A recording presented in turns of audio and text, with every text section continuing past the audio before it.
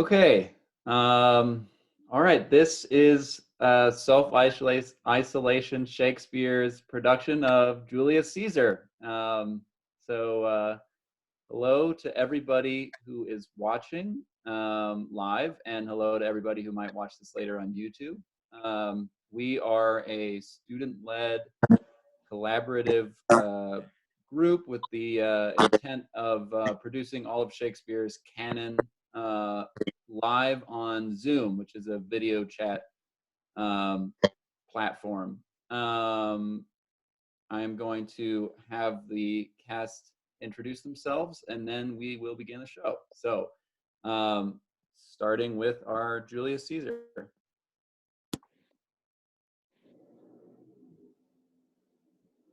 Hi, I'm Sarah. I'm in Salt Lake and I'm playing Caesar.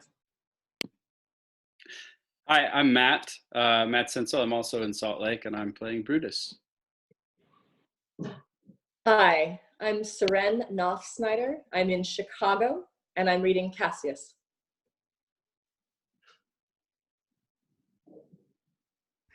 Hi, I'm Andra Harbold. I'm in Salt Lake City and I'm reading Marc Antony. Hi, I'm Nadia. I'm reading Portia, and I'm also in Salt Lake City.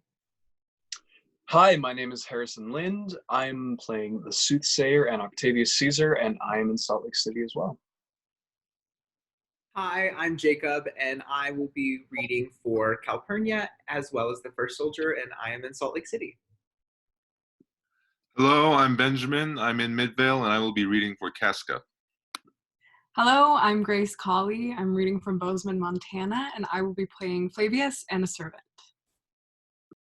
Hi, I'm Serena. I'm in Iowa right now, and I'll be reading for Marullus, the third citizen, and the second soldier. Hi, I'm Sophie. I'm in Salt Lake City, Utah, and I am going to be reading for Cinna the poet, Ligarius, and Pindarus. Hi, I'm Ashley Bostrom. I am also in Salt Lake City, and I am reading for Masala, Commoner, and Soldier. Hi, I'm Jessica Wayman, and I will be playing Decius Brutus, and I am in Salt Lake City.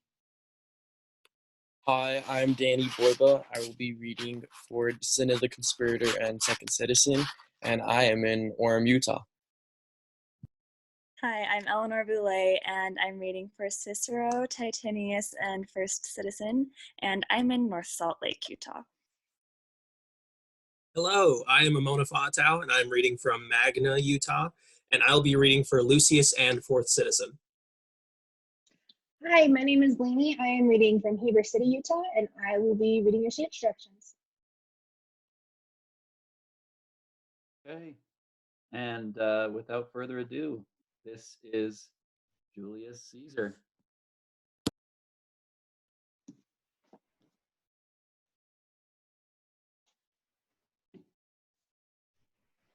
Act 1, Scene 1, Rome, a street. Flavius and Marullus, surrounded by a rowdy, fanatic commoners, played by the rest of the ensemble. Hence! Home, you idle creatures! Get you home! Is this a holiday? Why dost thou lead these men about in the streets? Sir, we make holiday to see Caesar and to rejoice in his triumph. Wherefore rejoice? What conquest brings he home? What tributaries follow him to Rome to grace in captive bonds his chariot wheels? You blocks, you stones, you worse than senseless things. Oh, you hard hearts, you cruel men of Rome, knew you not Pompey? Many a time and oft have you climbed up to walls and battlements, to towers and windows, yea, to chimney tops, your infants in your arms, and there have sat the livelong day with patient expectation to see the great Pompey pass the streets of Rome. And when you saw his chariot but appear, have you not made a universal shout that Tiber trembled underneath her banks to hear the replication of your sounds made in her concave shores? And do you now put on your best attire?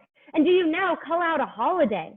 And do you now strew flowers in his way that comes in triumph over Pompey's blood? Begone! Run to your houses, fall upon your knees, pray to the gods to intermit the plague that needs must light on this ingratitude. Go! Go, good countrymen, and for this fault, assemble all the poor men of your sort, draw them to Tiber banks, and weep your tears into the channel till the lowest stream do kiss the most exalted shores of all. Exeunt all the commoners. See whether their basest metal be not moved. They vanish tongue-tied in their guiltiness. Go you down the way towards the capital. This way will I disrobe the images, if you do find them decked with ceremonies. May we do so? You know it is the Feast of Lupercal. It is no matter. Let no images be hung with Caesar's trophies, all about, and drive away the vulgar from the streets. So do you too, where you perceive them thick. These growing feathers plucked from Caesar's wing will make him fly an ordinary pitch. Who else would soar above the view of men and keep us all in servile fearfulness? Exeunt. Scene 2, a public place. Flourish. Enter Caesar, Antony, and a great crowd following among them a soothsayer. Calpurnia. Peace, ho! Caesar speaks.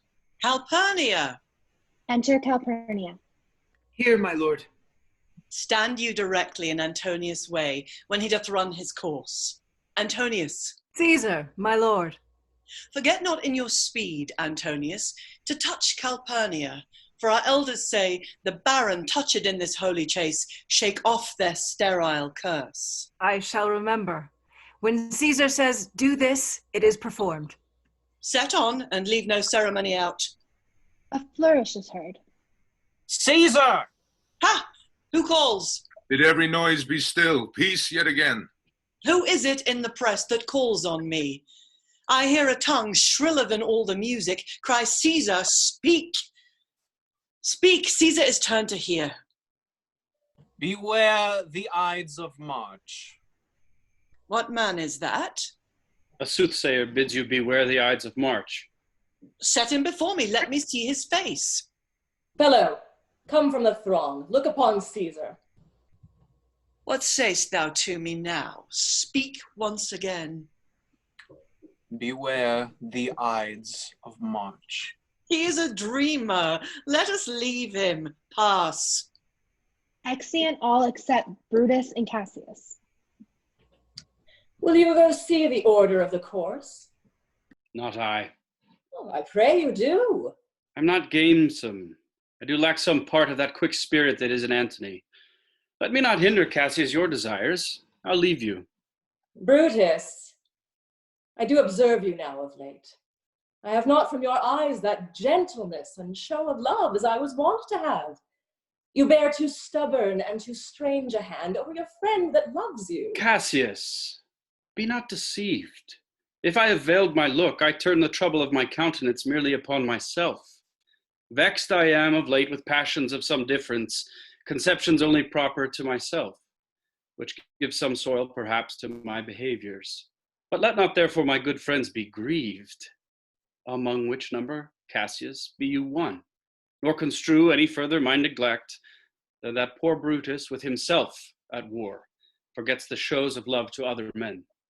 Oh, then, Brutus, I have much mistook your passion, by means whereof this breast of mine hath buried thoughts of great value, worthy contagions. Tell me, good Brutus, can you see your face? No, Cassius, for the eye sees not itself, but by reflection, by some other things. 'Tis just, and it is very much lamented, Brutus, that you have no such mirrors as will turn your hidden worthiness unto your eye, that you might see your shadow. I have heard, where many of the best respect in Rome, except immortal Caesar, speaking of Brutus and groaning underneath this age's yoke, hath wished that noble Brutus had his eyes. Into what dangers would you lead me, Cassius, that you would have me seek into myself for that which is not in me? Therefore, good Brutus, be prepared to hear. And since you know you cannot see yourself so well as by reflection, I, your glass, will modestly discover to yourself that of yourself which yet you know not of. And be not jealous on me, gentle Brutus. Were I a common laugher, or did use to stale with ordinary oaths my love to every new protester, if you know that I do fawn on men and hug them hard and after scandal them, or if you know that I profess myself in banqueting to all the rout, then hold me dangerous. Flourish and shouts. What means this shouting? I do fear the people choose Caesar for their king. Aye, do you fear it? Then must I think you would not have it so? I would not, Cassius, yet I love him well. But wherefore do you hold me here so long? What is it that you would impart to me? If it be aught toward the general good, set honor in one eye and death in the other, and I will look on both indifferently. For let the gods so speed me as I love the name of honor more than I fear death. Oh, I know that virtue to be in you, Brutus, as well as I do know your outward favor. Well, honor is the subject of my story. I was born as free as Caesar, so were you. We both have fed as well, and we can both endure winter's cold as well as he. For once, upon a raw and gusty day, the troubled Tiber chafing with her shores, Caesar said to me, "Darest thou, Cassius, now leap in with me into this angry flood and swim to yonder point?" Upon the word, accoutred as I was, I plunged in and bade him follow. So indeed he did. The torrent roared, and we did buffet it with lusty sinews, throwing it aside and stemming it with hearts of controversy. But ere we could arrive, the point proposed, Caesar cried, "Help me, Cassius, or I sink." I, as Aeneas, our great ancestor, did from the flames of Troy upon his shoulder the old Anchises bear, so from the waves of Tiber did I the tired Caesar. And this man is now become a god. And Cassius is a wretched creature and must bend his body if Caesar carelessly but gnawed on him. He had a fever when he was in Spain, and when the fit was on him, I did mark how he did shake. 'Tis true, this god did shake. His coward lips did from their color fly, and that same eye whose bend doth all the world did lose his luster. I did hear him groan, aye, and that tongue of his that bade the Romans mark him and write his speeches in their books. Alas, it cried, "Give me some drink, Titinius," as a sick girl. Ye gods, it doth amaze me, a man of such feeble temper should so get the start of the majestic world and bear the palm alone. Shouts, flourish. Another general shout. I do believe that these applauses are for some new honors that are heaped on Caesar. Why, man, he doth bestride the narrow world like a colossus, and we petty men walk under his huge legs and peep about to find ourselves dishonorable graves. Men at some time are masters of their fates. The fault, dear Brutus, is not in our stars, but in ourselves that we are underlings. Brutus and Caesar. What should be in that Caesar? Why should that name be sounded more than yours? That you do love me, I am nothing jealous. What you would work me to, I have some aim. How I have thought of this and of these times I shall recount hereafter. For this present, I would not, so with love I might entreat you, be any further moved. What you have said I will consider. What you have to say I will with patience hear, and find a time both meet to hear and answer such high things. Till then, my noble friend, chew upon this. Brutus had rather be a villager than to repute himself a son of Rome under these hard conditions as this time is like to lay upon us. I am glad that my weak words have struck but thus much show of fire from Brutus. The games are done and Caesar is returning. As they pass by, pluck Casca by the sleeve. I will do so. But look you, Cassius, the angry spot doth glow on Caesar's brow. Casca will tell us what the matter is. Antonius? Caesar? Let me have men about me that are fat, sleek-headed men as such as Sleeponites. Yond Cassius has a lean and hungry look. He thinks too much. Such men are dangerous. Fear him not, Caesar. He's not dangerous. He is a noble Roman and well given. Would he were fatter, but I fear him not. Yet if my name were liable to fear, I do not know the man I should avoid so soon as that spare Cassius. He reads much. He is a great observer, and he looks quite through the deeds of men. He loves no plays. As thou dost, Antony, he hears no music. Seldom he smiles, and smiles in such a sort as if he mocked himself and scorned his spirit that could be moved to smile at anything. Such men as he be never at heart's ease, whiles they behold a greater than themselves, and therefore are they very dangerous. I rather tell thee what is to be feared than what I fear, for always I am Caesar. Come on my right hand, for this ear is deaf, and tell me truly what thou thinkst of him. Exeunt Caesar and all his train. Did you speak with me? Aye, Casca. Tell us what hath chanced today, that Caesar looks so sad. Why, you were with him, were you not? I should not then ask Casca what had chanced. Why, there was a crown offered him, and being offered him, he put it by with the back of his hand, thus, and then the people fell a-shouting. What was the second noise for? Why, for that too. They shouted thrice. What was the last cry for? Why, for that too. Was the crown offered him thrice? Aye, merry was it, and he put it by thrice, every time gentler than other, and at every putting by mine honest neighbors shouted. Who offered him the crown? Why, Antony. Tell us the manner of it, gentle Casca. I can as well be hanged as tell the manner of it. It was mere foolery, I did not mark it.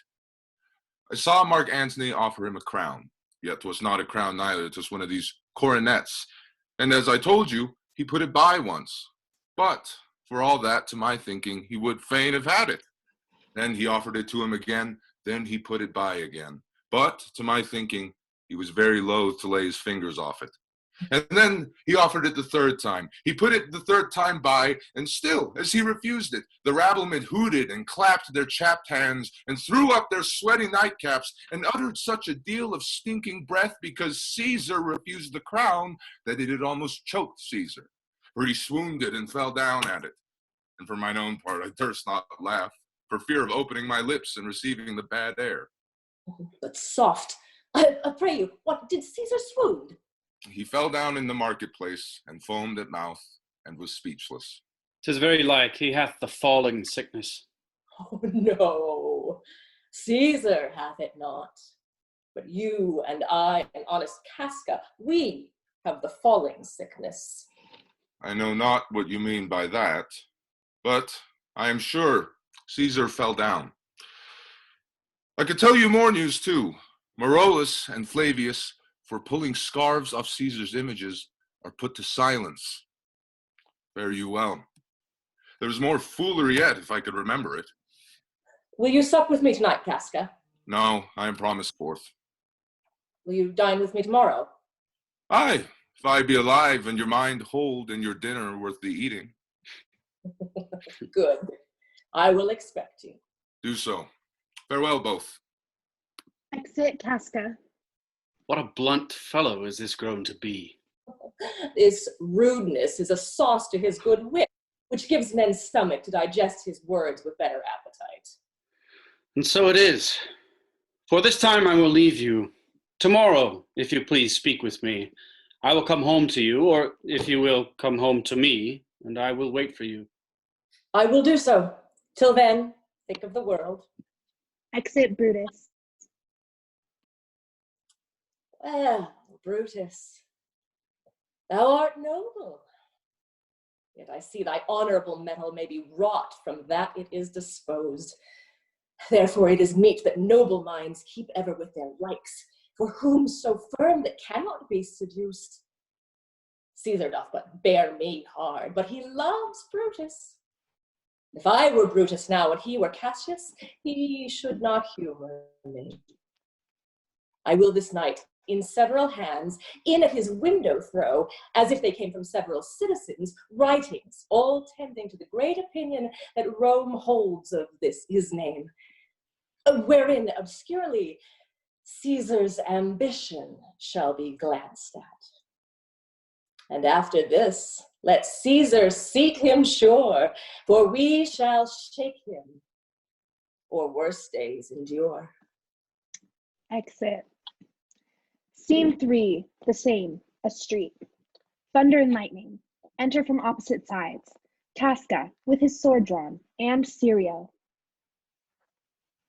Good even, Casca. Brought you Caesar home? Why are you breathless, and why stare you so?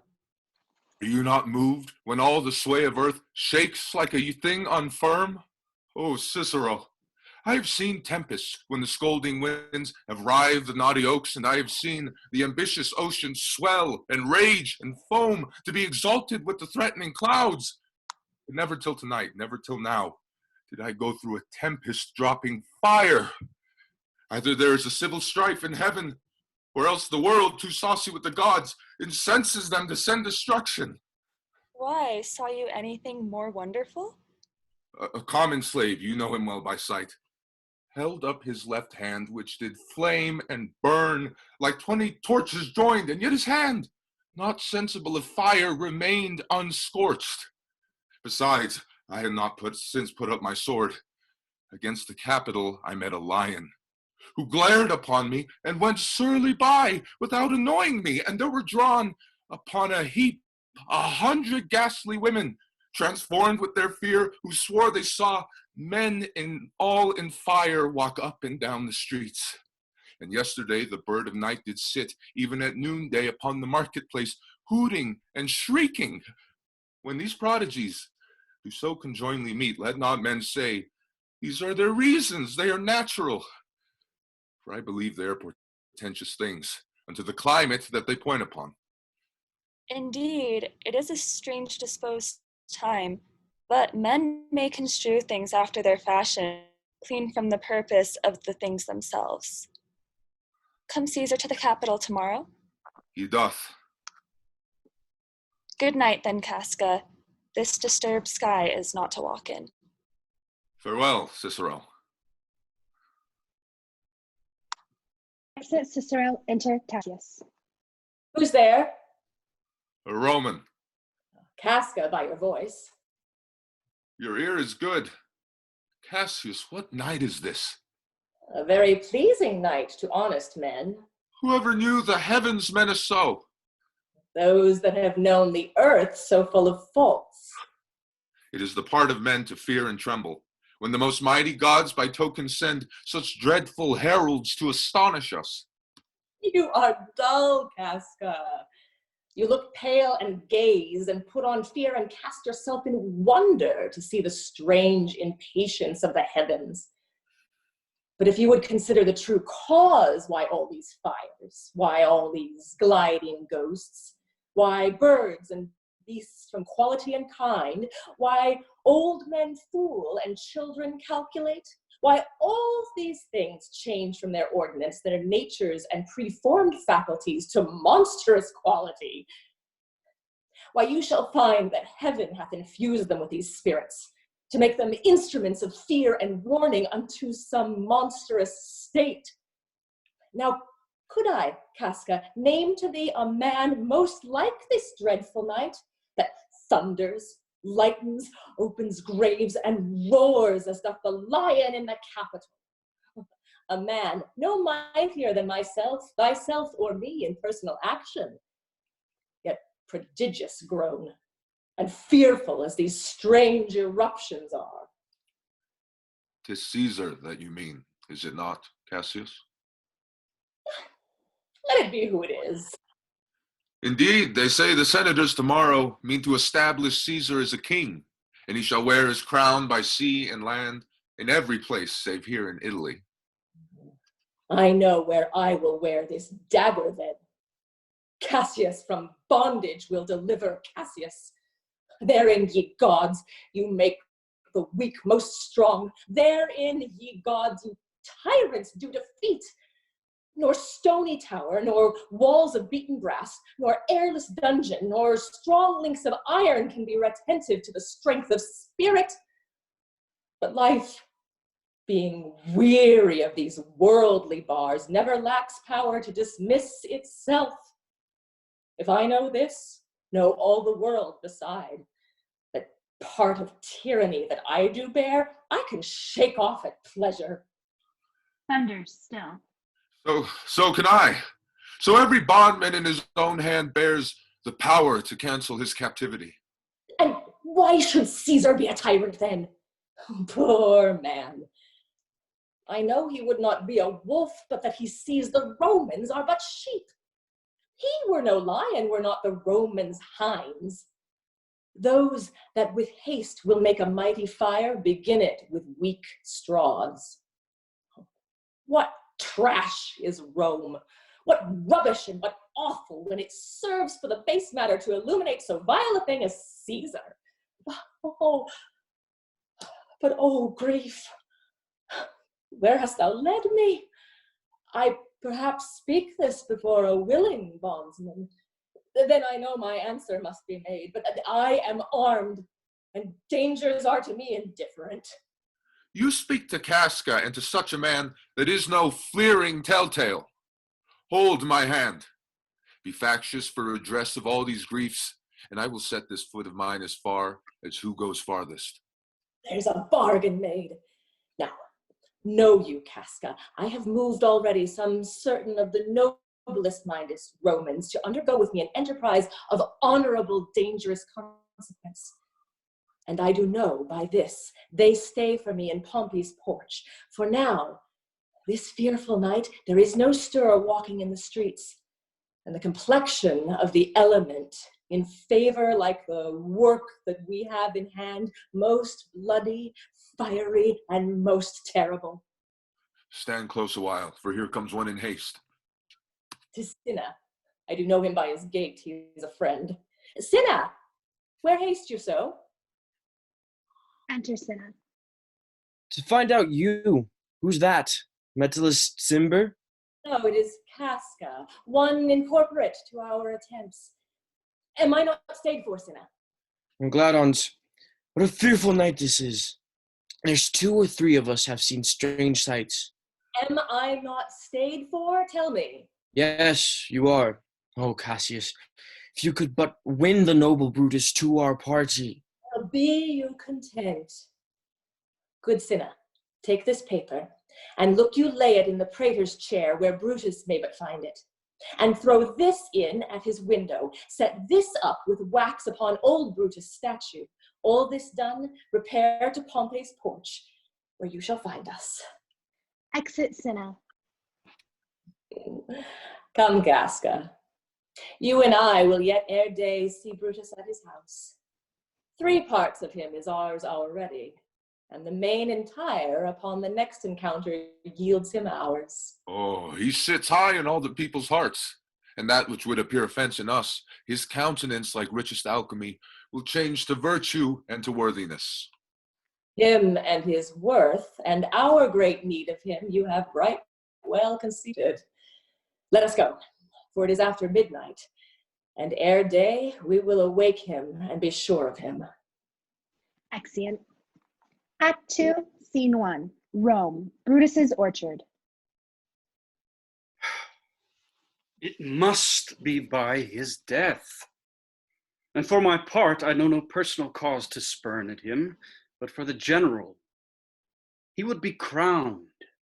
How that might change his nature, there's the question. It is the bright day that brings forth the adder, and that craves wary walking. Crown him? That, and then I grant we put a sting in him that at his will he may do danger with. The abuse of greatness is when it disjoins remorse from power. And to speak truth of Caesar, I have not known when his affections swayed more than his reason. But 'tis a common proof that lowliness is young ambition's ladder, whereto the climber upward turns his face. But when he once attains the utmost round, he then unto the ladder turns his back, looks in the clouds, scorning the base degrees by which he did ascend. So Caesar may, then lest he may prevent. And since the quarrel will bear no color for the thing he is, fashion it thus, that what he is, augmented, would run to these and these extremities, and therefore think him as a serpent's egg, which hatched would, as his kind, grow mischievous, and kill him in the shell. Enter Lucy. The taper burneth in your closet, sir. Searching the window for a flint, I found this paper, thus sealed up, and I am sure it did not lie there when I went to bed. Gibson, the letter. Get you to bed again. It is not day. It is not tomorrow, boy, the Ides of March. I know not, sir. Look in the calendar and bring me word. I will, sir. Exit. These exaltations whizzing in the air give so much light that I may read by them. Opens the letter and reads. Brutus, thou sleepst. Awake and see thyself. Shall Rome and see speak, strike, redress. Brutus, thou sleepst. Awake. Such instigations have been oft dropped where I have took them up. Shall Rome and see. Thus must I piece it out. Shall Rome stand under one man's awe? What? Rome? My ancestors did from the streets of Rome the Tarquin drive, and he was called a king. Speak, strike, redress. Am I entreated to speak and strike? Oh, Rome, I make thee promise. If the redress will follow, thou receivest thy full petition at the hand of Brutus. Re-enter Lucius. Sir, March has wasted 14 days. Knocking within. 'Tis good. Go to the gate. Somebody knocks. Exit Lucius. Since Cassius first did whet me against Caesar, I have not slept. Between the acting of a dreadful thing and the first motion, all the interim is like a phantasma or a hideous dream. The genius and the mortal instruments are then in council, and the state of man, like to a little kingdom, suffers then the nature of an insurrection. Re-enter Lucius. Sir, 'tis your brother Cassius at the door, who doth desire to see you. Is he alone? No, sir, there are more with him. Do you know them? No, sir. Their hats are plucked about their ears, and half their faces buried in their cloaks, that by no means I may discover them by any mark of favor. Let them enter. They are the Lucius. Faction. Oh, conspiracy, shamest thou to show thy dangerous brow by night? What evils are most free? Oh, then by day, where wilt thou find a cavern dark enough to mask thy monstrous visage? Seek none conspiracy. Hide it in smiles and affability. Casca, Cinna, Decius Brutus. Oh, I think we are too bold upon your rest. Good morrow, Brutus. Do we trouble you? I have been up this hour awake all night. Know I these men that come along with you? Yes, every man of them. And no man here but honors you. And everyone doth wish you had but that opinion of yourself which every noble Roman bears of you. Give me your hands all over, one by one. And let us swear our resolution. No, not an oath. If not the face of men, the sufferance of our souls, the time's abuse, if these be motives weak, break off betimes, and every man hence to his idle bed. So let high-sighted tyranny range on, till each man drop by lottery. But if these, as I am sure they do, bear fire enough to kindle cowards and to steal with valor the melting spirits of women, then, countrymen, what need we any spur but our own cause to prick us to redress? What other bond than secret Romans that have spoke the word will not palter? And what other oath than honesty, to honesty engaged, that this shall be, or will fall for it? Swear priests and cowards, and men cautelous, old feeble carrions and such suffering souls that welcome wrongs. Unto bad causes swear such creatures as men doubt, but do not stain the even virtue of our enterprise, nor the insuppressive metal of our spirits, to think that, or our cause, or our performance did need an oath. When every drop of blood that every Roman bears, and nobly bears, is guilty of a several bastardy, if he do break the smallest particle of any promise that has passed from him. Shall no man else be touched but only by Caesar? Decius, well urged. I think it is not meet Marc Antony, so well beloved of Caesar, should outlive Caesar.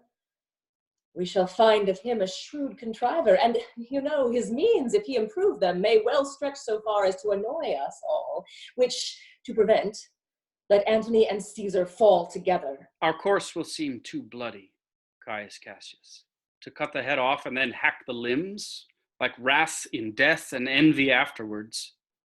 For Antony is but a limb of Caesar. Let us be sacrificers, not butchers, Caius. We all stand up against the spirit of Caesar, and in the spirit of men there is no blood. Oh, that we then could come by Caesar's spirit and not dismember Caesar. But alas, Caesar must bleed for it. And gentle friends, let's kill him boldly, but not wrathfully. Let's carve him as a dish fit for the gods, not hew him as a carcass fit for hounds.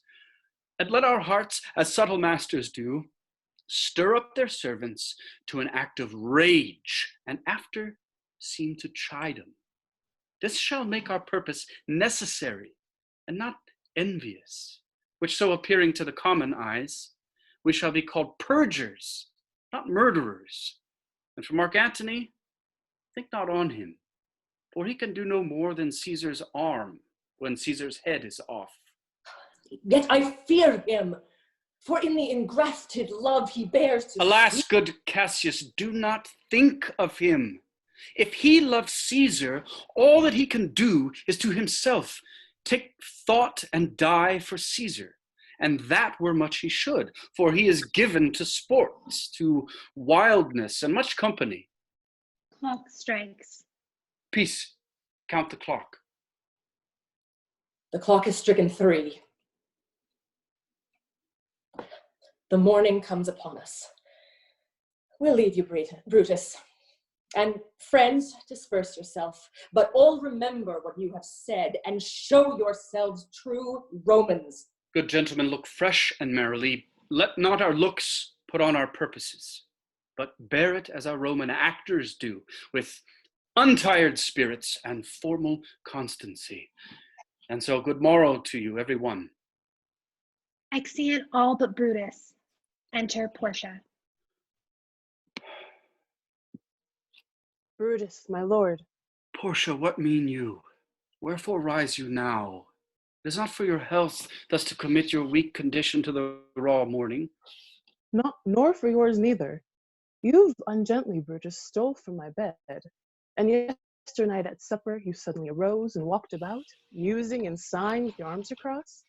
And when I asked you what the matter was, you stared upon me with ungentle looks.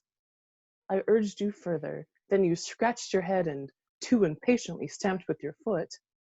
Yet I insisted, yet you answered not, but, with an angry wafture of your hand, gave sign for me to leave you. So I did, fearing to strengthen that impatience which seemed too much enkindled, and withal hoping it was but an effect of humor, which sometime hath desire with every man. It will not let you eat, nor talk, nor sleep, And could it work so much upon your shape as it had much prevailed on your condition, I should not know you, Brutus. Dear my lord, make me acquainted with your cause of grief. I am not well in health, and that is all. Brutus is wise, and were he not in health, he would embrace the means to come by it. Why, so I do. Good Portia, go to bed. Is Brutus sick? And is it physical to walk unbraced and suck up the humors of the dank morning? What? Is Brutus sick? And will he steal out of his wholesome bed to dare the vile contagion of the night and tempt the roomy and unpurged air to add unto his sickness? No. My Brutus, you have some sick offense within your mind, which by the right and virtue of my place I ought to know of. And upon my knees, I charm you by my once commended beauty, by all your vows of love, and that great vow which did incorporate and make us one, that you unfold to me yourself, your half. Why you are heavy, and what men tonight have had to resort to you? For here have been some 6 or 7 who did hide their faces, even from darkness. Kneel not, gentle Portia. I should not need, if you were gentle Brutus. Within the bond of marriage, tell me, Brutus, is it expected I should know no secrets that appertain to you? Am I yourself but, as it were, in sort of or limitation, to keep with you at meals, comfort your bed, and talk to you sometimes? Dwell but I in the suburbs of your good pleasure? If it be no more, Portia is Brutus's harlot, not his wife. You are my true and honorable wife, as dear to me as are the ruddy drops that visit my sad heart. If this were true, then should I know the secret? I grant I'm a woman, but withal a woman that Lord Brutus took to wife. I grant I'm a woman, but withal a woman well reputed, Cato's daughter. Think you I am no stronger than my sex, being so fathered and so husbanded? Tell me your counsels, I will not disclose them. I have made strong proof of my constancy, giving myself a voluntary wound here in the thigh. Can I bear that with patience, and not my husband's secrets? O ye gods, render me worthy of this noble wife. Knocking within. Hark, hark, one knocks. Portia, go in a while, and by thy bosom shall partake the secrets of my heart. All my engagements I will construe to thee, all the charactery of my sad brows. Leave me with haste. Exit Portia. Lucius, who's that knocks? Re-enter Lucius with Ligarius. He is a sick man that would speak with you. Caius Ligarius, that Metellus spake of. Boys, stand aside. Caius Ligarius, how? Vouchsafe, good morrow from a feeble tongue. Oh, what a time you have chose out, brave Caius, to wear a handkerchief. Were you not sick? I am not sick if Brutus have in hand any exploit worthy the name of honor. Such an exploit have I in hand, Ligarius, had you a healthful ear to hear of it. By all the gods that Romans bow before, I here discard my sickness. Soul of Rome, brave son, derived from honorable loins, thou like an exorcist hast conjured up my mortified spirit. Now bid me up, and I will strive with things impossible, yea, get the better of them. What's to do? A piece of work that will make sick men whole. But are not some whole that we must make sick? That we must also. What is it, my Caius? I shall unfold to thee, as we are going to whom it must be done. Set on your foot, and with a heart new fired I follow you. To do I know not what, but it sufficeth that Brutus leads me on. Follow me then. Exeunt. Scene 2, Caesar's home. Thunder and lightning. Enter Caesar in his nightgown. Nor heaven nor earth have been at peace tonight. Thrice hath Calpurnia in her sleep cried out, "Help, ho, they murder Caesar." Who's within? My lord? Go bid the priests do present sacrifice, and bring me their opinions of success. I will, my lord. Exit. Enter Calpurnia. What mean you, Caesar? Think you to walk forth? You shall not stir out of your house today. Caesar shall forth. The things that threatened me ne'er looked but on my back. When they shall see the face of Caesar, they are vanished. Caesar, I never stood on ceremonies, yet now they fright me. There is one within, besides the things that we have heard and seen, recounts the most horrid sights seen by the watch. A lioness hath whelped in the street, and graves have yawned and yielded up their dead. Fierce fiery warriors fought upon the clouds in ranks and squadrons and right form of war, which drizzled blood upon the Capitol. The noise of battle hurtled in the air, horses did neigh, and dying men did groan, and ghosts did shriek and squeal about in the streets. O Caesar, these things are beyond all use, and I do fear them. What can be avoided, whose end is purposed by the mighty gods? Yet Caesar shall go forth, for these predictions are to the world in general as to Caesar. When beggars die, there are no comets seen. The heavens themselves blaze forth the death of princes. Cowards die many times before their deaths. The valiant never taste of death but once. Of all the wonders that I yet have heard, it seems most strange that men should fear, seeing that death, a necessary end, will come when it will come. Re-enter servant. What say the augurers? They would not have you to stir forth today. Plucking the entrails of an offering forth, they could not find a heart within the beast. The gods do this in shame of cowardice. Caesar should be a beast without a heart if he should stay at home today for fear. No, Caesar shall not. Danger knows full well that Caesar is more dangerous than he. We are two lions littered in one day, and I, the elder and more terrible, and Caesar shall go forth. Alas, my lord, your wisdom is consumed in confidence. Do not go forth today. Call it my fear that keeps you in the house and not your own. We'll send Marc Antony to the Senate house, and he shall say that you are not well today. Let me, upon my knee, prevail in this. Marc Antony shall say I am not well, and for thy humour I will stay at home. Caesar, all hail. Oh, good morrow, worthy Caesar. I come to fetch you to the Senate house. And you are come in very happy time to bear my greeting to the senators and tell them that I will not come today. Cannot is false, and that I dare not, falser. I will not come today. Tell them so, Decius. Say he is sick. Shall Caesar send a lie? Have I in conquest stretched mine arm so far to be afraid to tell greybeards the truth? Decius, go tell them Caesar will not come. Most mighty Caesar, let me know some cause, lest I be laughed at when I tell them so. The cause is in my will. I will not come. That is enough to satisfy the Senate.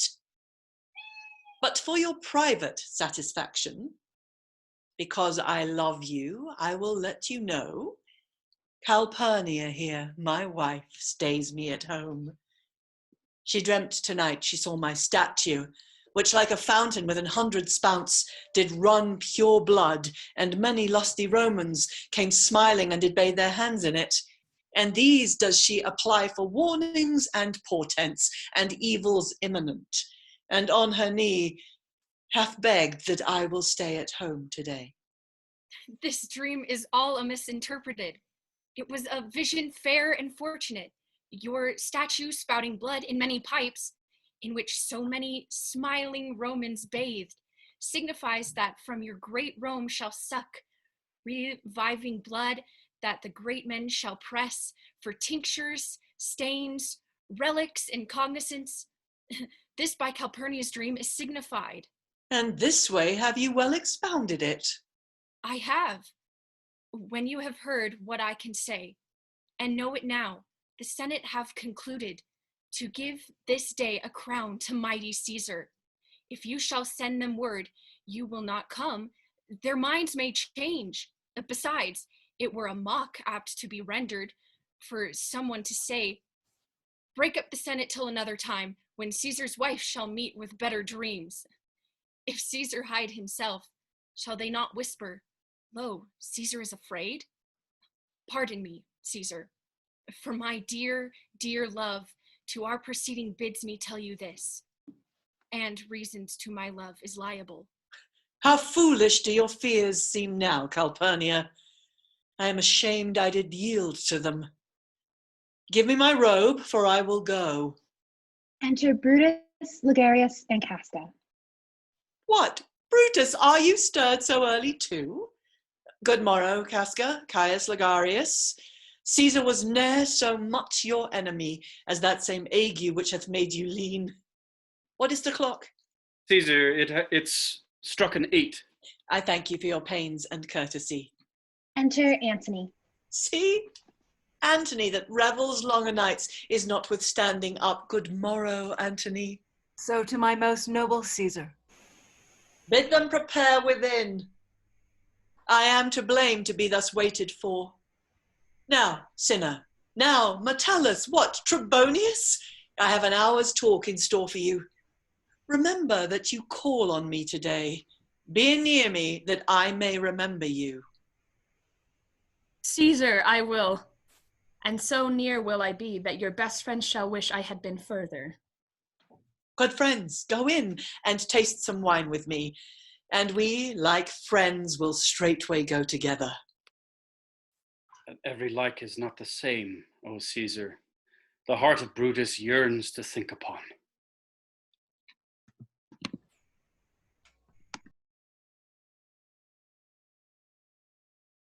Scene 4, another part of the same street, before the house of Brutus. Enter Portia and Lucius. I prithee, boy, run to the Senate house. Stay not to answer me, but get thee gone. Why dost thou stay? To know my errand, madam. I would have had thee there and here again, ere I can tell thee what thou shouldst do there. Oh, Constancy, be strong upon my side. Set a huge mountain between my heart and tongue. I have a man's mind, but a woman's might. How hard is it for women to keep counsel? Art thou here yet? Madam, what should I do? Run to the capital and nothing else? And so return to you and nothing else? Yes. Bring me word, boy, if thy lord look well, for he went sickly forth. And take a note what Caesar doth, what suitors press him. Hark, boy, what noise is that? I hear none, madam. Prithee, listen well. I heard a bustling rumor, like a fray, and the wind brings it from the capital. Sooth, madam, I hear nothing. Enter the Soothsayer. Come hither, fellow. Which way hast thou been? At mine own house, good lady. What is the clock? About the 9th hour, lady. Is Caesar yet gone to the capital? Madam, not yet. I go to take my stand to see him pass on to the capital. Thou hast some suit to Caesar, hast thou not? That I have, lady. If it will please Caesar to be so good to Caesar as to hear me, I shall beseech him to befriend himself. Why, knowest thou any harms intended towards him? None that I know will be, much that I fear may chance. Good morrow to you. Exit. Oh, Brutus, the heavens speed thee in thy enterprise. Sure, the boy heard me. Brutus hath a suit that Caesar would not grant. Oh, I grow faint. Run, Lucius, and commend me to my lord. Say I am merry, come to me again, and bring me word what he doth say to thee. Exeunt severely. Act 3, Scene 1. Rome, before the Capitol, the Senate sitting above. A crowd of people, among them the Soothsayer, flourish. Enter Caesar, Brutus, Cassius, Casca, Decius Brutus, Cinna, Antony. The Ides of March are come. Aye, Caesar, but not gone. What, is the fellow mad? What? Urge you your petitions in the street? Come to the Capitol. Caesar goes up to the Senate House, the rest following. I fear our purpose is discovered. Casca, be sudden, for we fear prevention. Brutus, what shall be done? If this be known, Cassius or Caesar never shall turn back, for I will slay myself. Cassius, be constant. Ligarius knows his time, for look you, Brutus, he draws Marc Antony out of the way. Exeunt Antony and Ligarius. Casca, you are the first that rears your hand. Are we all ready? What is now amiss that Caesar and his Senate must redress? Most high, most mighty, and most puissant Caesar. These couchings and these lowly courtesies might fire the blood of ordinary men and turn pre-ordinance and first decree into the law of children. Be not fond to think that Caesar bears such rebel blood that will be thawed from the true quality with that which melteth fools. I mean sweet words, low crooked curtsies, and base spaniel fawning. Thy brother by decree is banished. If thou dost bend and pray and fawn for him, I spurn thee like a cur out of my way. No, Caesar doth not wrong, nor without cause will he be satisfied. Is there no voice more worthy than my own, to sound more sweetly in great Caesar's ear, for the repelling of our banished brother? I kiss thy hand, but not in flattery, Caesar, desiring thee that Publius Cimber may have an immediate freedom of repeal.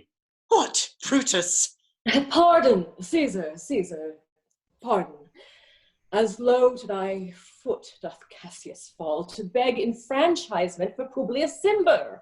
I could be well moved if I were as you. If I could pray to move, prayers would move me.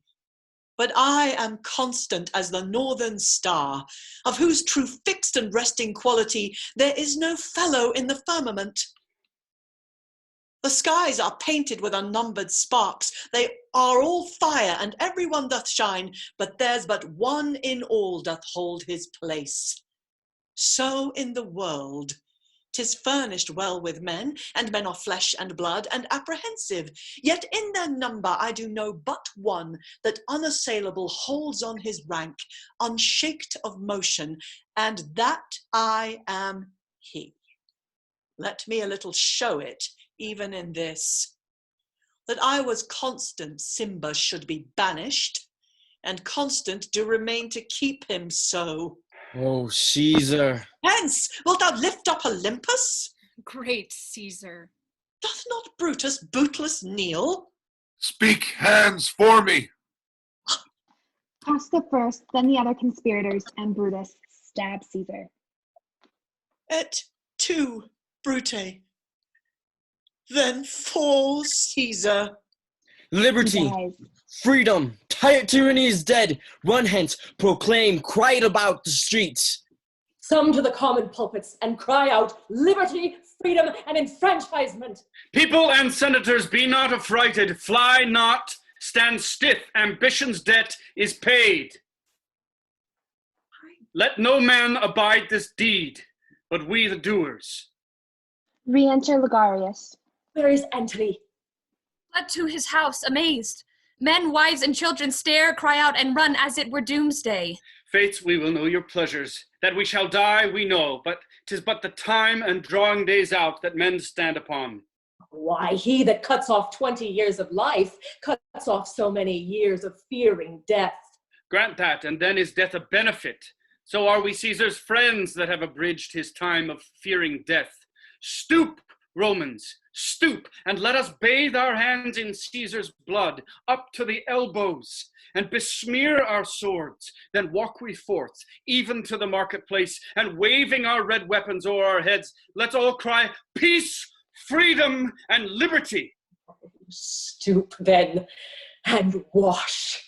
How many ages hence shall this our lofty scene be acted over in states unborn and accents yet unknown? How many times shall Caesar bleed in sport that now on Pompey's basis lies along no worthier than the dust?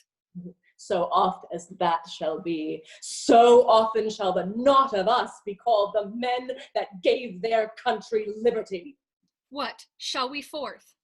Aye, every man away. Brutus shall lead, and we will grace his heels with the most boldest and best hearts of Rome. I know not, gentlemen, what you intend. Who else must be let blood? Who else is rank? If I myself, there is no hour so fit as Caesar's death hour, nor no instrument of half that worth as those your swords, made rich with the most noble blood of all this world. Now, whilst your purpled hands do reek and smoke, fulfill your pleasure. Live 1,000 years, I shall not find myself so apt to die.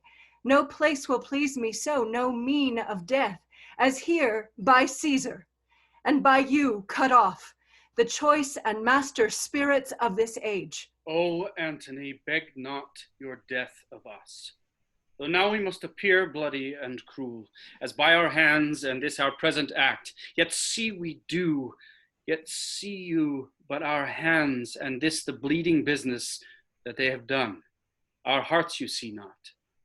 They are pitiful, and pity to the general wrong of Rome. As fire drives out fire, so pity, pity, hath done this deed on Caesar. For your part, to you our swords have leaden points, Marc Antony.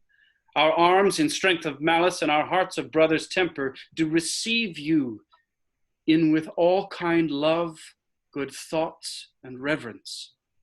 Your voice shall be as strong as any man's in the disposing of new dignities. Only be patient till we have appeased the multitude, beside themselves with fear, and then we will deliver you the cause. Why I, that did love Caesar when I struck him, have thus proceeded. I doubt not of your wisdom. Let each man render me his bloody hand.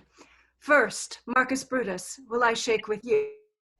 Next, Caius Cassius, do I take your hand. Now, Decius Brutus, yours. Now yours, Cinna, Ligarius, and my valiant Casca, yours. Gentlemen all. Alas, what shall I say? My credit now stands on such slippery ground that one of two bad ways you must conceit me, either a coward or a flatterer. That I did love thee, Caesar, oh, 'tis true. If then thy spirit look upon us now, shall it not grieve thee dearer than thy death to see thy Antony making his peace, shaking the bloody fingers of thy foes, most noble, in the presence of thy corse? Had I as many eyes as thou hast wounds, weeping as fast as they stream forth thy blood, it would become me better than to close in terms of friendship with thine enemies. Pardon me, Julius. Here wast thou bade, brave heart. Here didst thou fall. And here thy hunters stand signed in thy spoil and crimsoned in thy lethe. O world, thou wast the forest to this heart, and this indeed, O world, the heart of thee. How like a deer, strucken by many princes, dost thou here lie. Marc Antony. Pardon me, Caius Cassius. The enemies of Caesar shall say thus, then in a friend it is cold modesty. I blame you not for praising Caesar so, but what compact mean you to have with us? Will you be pricked in numbers of our friends, or shall we on and not depend on you? Therefore I took your hands, but was indeed swayed from the point by looking down on Caesar. Friends, I am with you all and love you all, upon this hope that you shall give me reasons why and wherein Caesar was dangerous. Or else were this a savage spectacle? Our reasons are so full of good regard that were you, Antony, the son of Caesar, you should be satisfied. That's all I seek. And am moreover suitor that I may produce his body to the marketplace, and in the pulpit, as becomes a friend, speak in the order of his funeral. You shall, Marc Antony. Brutus, a word with you. You know not what you do. Do not consent that Antony's funeral. Know you how much the people may be moved by that which he will utter? By your pardon, I will myself into the pulpit first and show the reason of our Caesar's death. What Antony shall speak, I will protest he speaks by leave and by permission, and that we are contented Caesar shall have all true rights and lawful ceremonies. It shall advantage more than do us wrong. Oh, I know not what may fall. I like it not. Marc Antony, here, take you Caesar's body. You shall not in your funeral speech blame us, but speak all good you can devise of Caesar, and say you do it by our permission. Else shall you not have any hand at all about his funeral. And you shall speak in the same pulpit whereto I am going after my speech is ended. Be it so. I do desire no more. Prepare the body then, and follow us. Exeunt all but Antony. Oh, pardon me, thou bleeding piece of earth, that I am meek and gentle with these butchers. Thou art the ruins of the noblest man that ever lived in the tide of times. Woe to the hand that shed this costly blood. Over thy wounds now do I prophesy, which, like dumb mouths, do ope their ruby lips to beg the voice and utterance of my tongue. A curse shall light upon the limbs of men. Domestic fury and fierce civil strife shall cumber all parts of Italy. Blood and destruction shall be so in use, and dreadful objects so familiar, that mothers shall but smile when they behold their infants quartered with the hands of war, all pity choked with custom of foul deeds. And Caesar's spirit, ranging for revenge, with 8 by his side come hot from hell, shall in these confines with a monarch's voice cry havoc, and let slip the dogs of war, that this foul deed shall smell above the earth, with carrion men groaning for burial. Enter a servant. You serve Octavius Caesar, do you not? I do, Marc Antony. Caesar did right for him to come to Rome. He did receive his letters and is coming, and bid me say to you by word of mouth. Oh, Caesar. Seeing the body. Thy heart is big. Get thee apart and weep. Passion, I see, is catching, for mine eyes, seeing those beads of sorrow stand in thine, began to water. Is thy master coming? He lies tonight within 7 leagues of Rome. Post back with speed and tell him what hath chanced. Here is a mourning Rome, a dangerous Rome. No Rome of safety for Octavius yet. Hie hence and tell him so. Yet, stay a while. Thou shalt not back till I have borne this course into the marketplace. There shall I try in my oration how the people take the cruel issue of these bloody men, according to the which thou shalt discourse to young Octavius of the state of things. Lend me your hand. Exeunt with Caesar's body. Intermission. All right, that's 10 minutes, everyone. We have 10 minutes till we...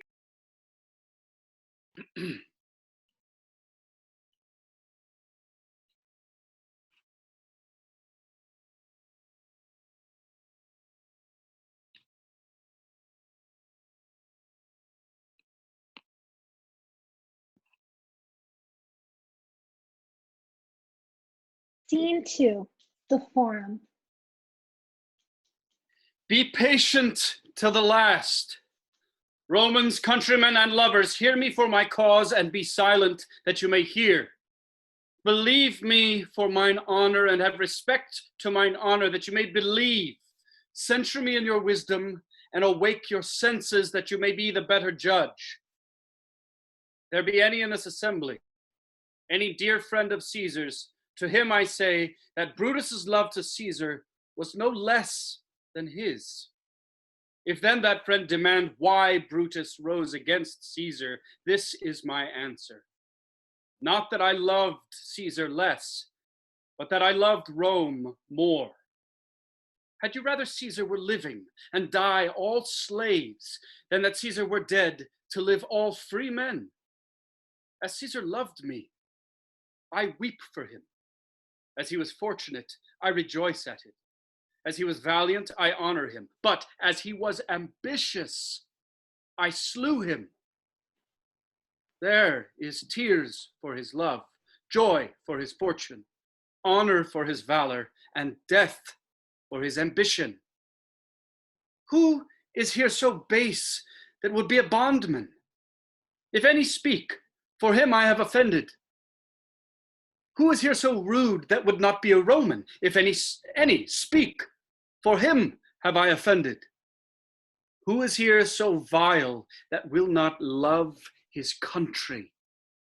If any speak, for him have I offended. I pause for a reply. None, Brutus. None, Brutus, none. Then none have I offended. I have done no more to Caesar than you shall do to Brutus. The question of his death is enrolled in the Capitol, his glory not extenuated, wherein he was worthy, nor his offenses enforced, for which he suffered death. Enter Antony and others, with Caesar's body. Here comes his body, mourned by Marc Antony, who, though he had no hand in his death, shall receive the benefit of his dying, a place in the Commonwealth, as which of you shall not? With this I depart, that as I slew my best lover for the good of Rome, I have the same dagger for myself, when it shall please my country to need my death. Live, Brutus. Live, Brutus. Live, Brutus. Live. Good countrymen, let me depart alone, and for my sake, stay here with Antony. Do grace to Caesar's corpse, and grace his speech, tending to Caesar's glories, which Marc Antony, by our permission, is allowed to make. I do entreat you, not a man depart, save I alone, till Antony have spoke. Exit. Friends, Romans, countrymen, lend me your ears. I come to bury Caesar, not to praise him. The evil that men do lives after them. The good is oft interred with their bones. So let it be with Caesar. The noble Brutus hath told you Caesar was ambitious. If it were so, it was a grievous fault, and grievously hath Caesar answered it. Here, under leave of Brutus and the rest, for Brutus is an honorable man. So are they all honorable men. Come I to speak in Caesar's funeral. He was my friend, faithful and just to me. But Brutus says he was ambitious, and Brutus is an honorable man. He hath brought many captives home to Rome, whose ransoms did the general coffers fill. Did this in Caesar seem ambitious? When the poor have cried, Caesar hath wept. Ambition should be made of sterner stuff. Yet Brutus says he was ambitious, and Brutus is an honorable man. You all did see that on the Lupercal I thrice presented him a kingly crown, which he did thrice refuse. Was this ambition? Yet Brutus says he was ambitious, and sure, he is an honorable man. I speak not to disprove what Brutus spoke, but here I am to speak what I do know. You all did love him once, not without cause. What cause withholds you then to mourn for him? O judgment, thou art fled to brutish beasts, and men have lost their reason. Bear with me. My heart is in the coffin there with Caesar, and I must pause till it come back to me. But yesterday the word of Caesar might have stood against the world. Now lies he here, and none so poor to do him reverence. Oh, masters, if I were disposed to stir your hearts and minds to mutiny and rage, I should do Brutus wrong and Cassius wrong, who you all know are honorable men. I will not do them wrong. I rather choose to wrong the dead, to wrong myself and you, than I will wrong such honorable men. But here a parchment with the seal of Caesar, I found it in his closet. 'Tis his will. Let but the commons hear this testament, which, pardon me, I do not mean to read, and they would go and kiss dead Caesar's wounds and dip their napkin in his sacred blood, yea, beg a hair of him for memory, and, dying, mention it within their wills, bequeathing it as a rich legacy upon their issue. The will. The will. We will hear Caesar's will. Have patience. Gentle friends, I must not read it. It is not meet you know how Caesar loved you. You are not wood, you are not stones, but men. And being men, bearing the will of Caesar, it will inflame you, it will make you mad. 'Tis good you should not know that you are his heirs. For if you should, oh, what would come of it? Read the will. We'll hear it, Antony. You shall read us the will, Caesar's will. Will you be patient? Will you stay a while? I have overshot myself to tell you of it. I fear I wrong the honorable men whose daggers have stabbed Caesar. I do fear it. They were traitors, honorable men. The will. The will. The testament. They were villains, murderers. The will. Read the will. You will compel me then to read the will? Then make a ring about the corpse of Caesar, and let me show you him that made the will. Shall I descend? And will you give me leave? If you have tears, prepare to shed them now. You all do know this mantle. I remember the first time ever Caesar put it on. 'Twas on a summer's evening in his tent. That day he overcame the Nervi. Look, in this place ran Cassius's dagger through. See what a rent the envious Casca made? Through this the well-beloved Brutus stabbed. And as he plucked his cursed steel away, mark how the blood of Caesar followed it, as rushing out of doors to be resolved, if Brutus so unkindly knocked, or no, for Brutus, as you know, was Caesar's angel. Judge, O you gods, how dearly Caesar loved him. This was the most unkindest cut of all, for when the noble Caesar saw him stab, ingratitude, more strong than traitor's arms, quite vanquished him, then burst his mighty heart, and, in his mantle muffling up his face, even at the base of Pompey's statue, which all the while ran blood, great Caesar fell. Oh, what a fall was there, my countrymen!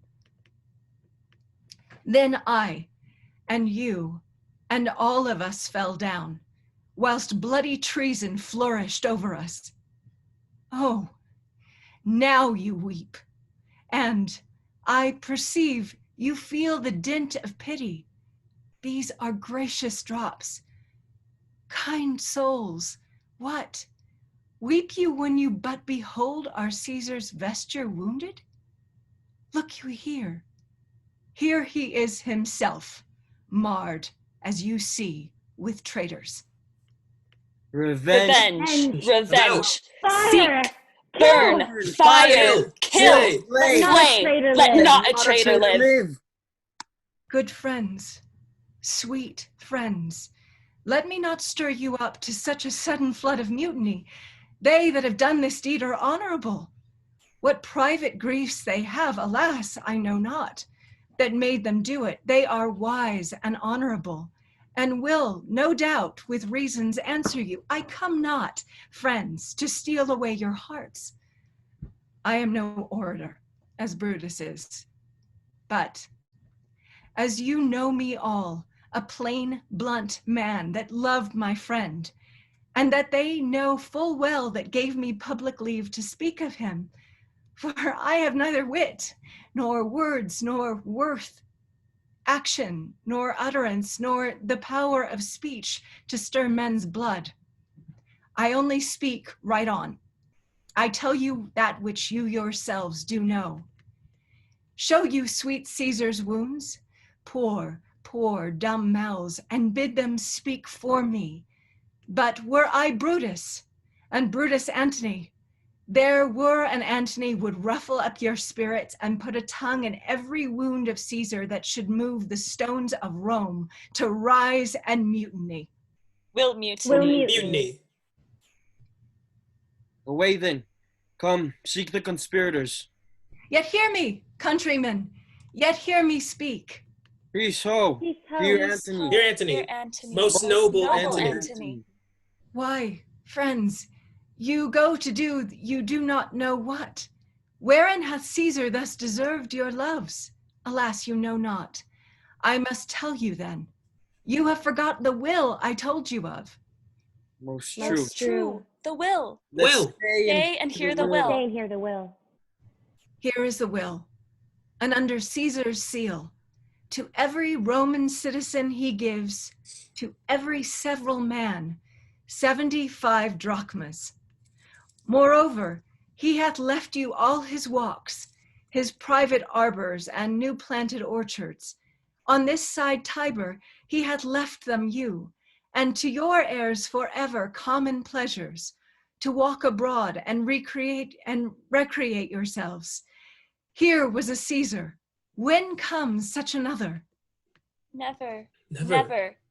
Come away, away. We'll burn his body in the holy place, and with the brands of fire the traitors' houses. Take up the body. Go fetch the fire. Pluck down benches. Pluck down forms, windows, anything. Exeunt citizens with the body. Now let it work. Mischief, thou art afoot. Take thou what course thou wilt. Scene 3, a street. Enter Cinna the poet. I dreamed tonight that I did feast with Caesar, and things unlucky charge my fantasy. I have no will to wander forth the doors, yet something leads me forth.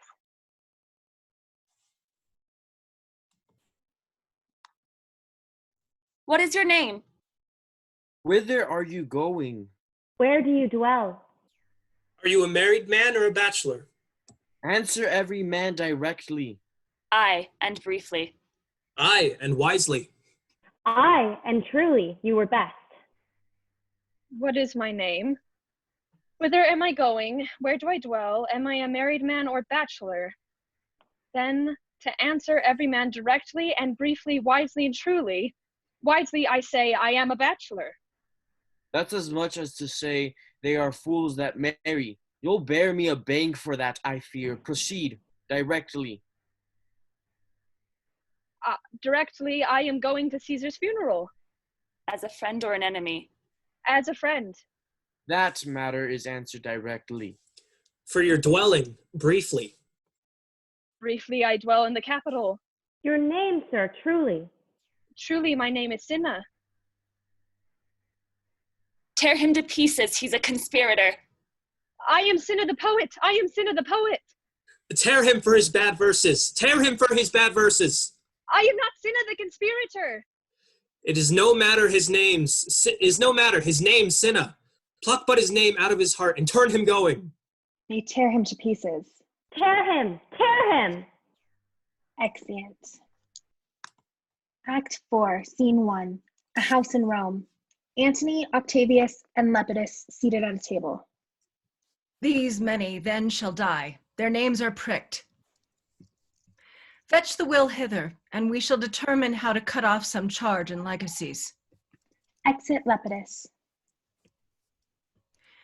Octavius, I have seen more days than you, and though we lay these honors on this man, and to ease ourselves of diverse slanderous loads, he shall but bear them as an ass bears gold, to groan and sweat under the business, either led or driven, as we point the way.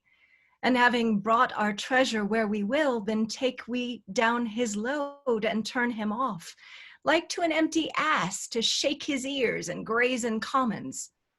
You may do your will, but he's a tried and valiant soldier. So is my horse, Octavius, and for that I do appoint him store of provender. It is a creature that I teach to fight, to wind, to stop, to run directly on, his corporal motion governed by my spirit, and, in some taste, is Lepidus but so. He must be taught and trained and bid go forth, a barren-spirited fellow, one that feeds on abjects, orts, and imitations, which, out of use and staled by other men, begins his fashion. Do not talk of him, but as a property. And now, Octavius, listen, great things. Brutus and Cassius are levying powers. We must straight make head. Therefore, let our alliance be combined, our best friends made, our means stretched, and let us presently go sit in council. How covert matters must be best disclosed, and open perils surest answer it. Let us do so, for we are at the stake, and bayed about with many enemies, and some that smile have in their hearts, I fear, millions of mischiefs. Exeunt.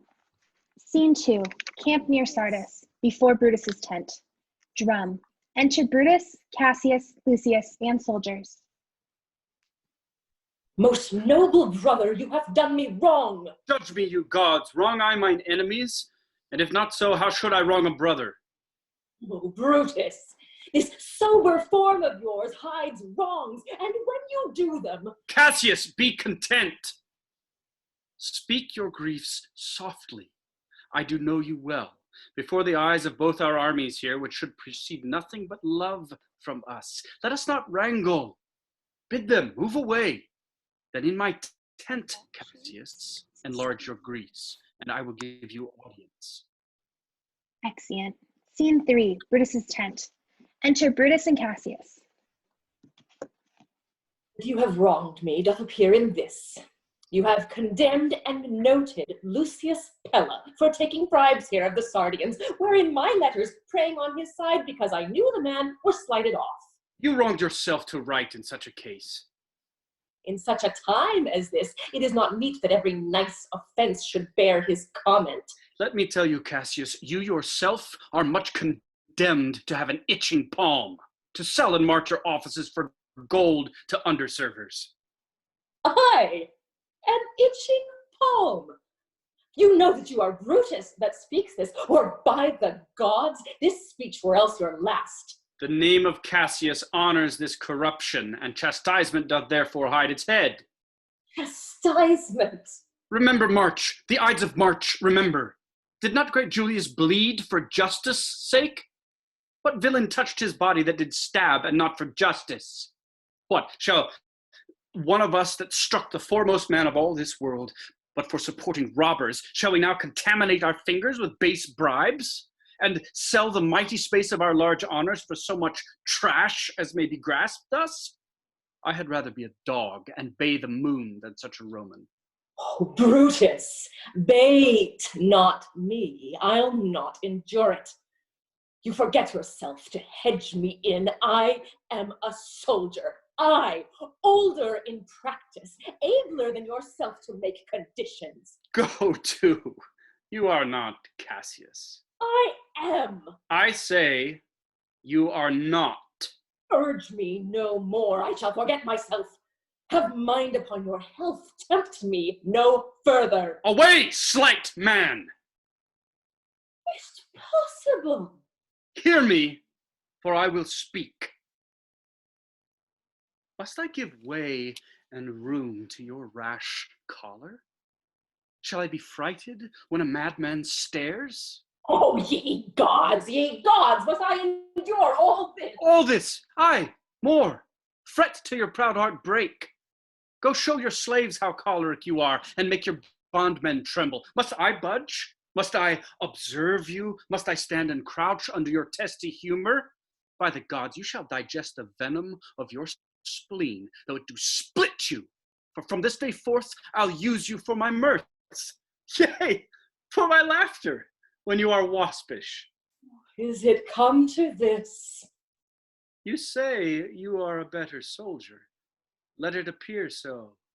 Make your vaunting true, and shall please me well. For mine own part, I shall be glad to learn of noble men.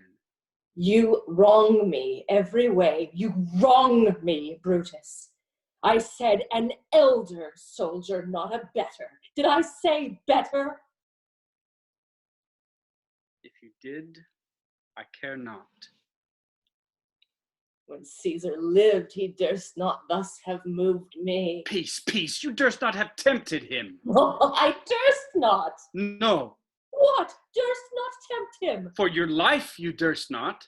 Do not presume too much upon my love. I may do that I shall be sorry for. You have done that you should be sorry for. There is no terror, Cassius, in your threats. For I am armed so strong in honesty that they pass by me as the idle wind, which I respect not. I did send to you for certain sums of gold, which you denied me. For I can raise no money by vile means. By heaven, I'd rather coin my heart and drop my blood for drachmas than to wring from the hard hands of peasants their vile trash by any indirection. I did send to you for gold to pay my legions, which you denied me. Was that done like Cassius? Should I have answered Caius Cassius so? When Marcus Brutus grows so covetous to lock such rascal counters from his friends, be ready, gods, with all your thunderbolts, dash him to pieces.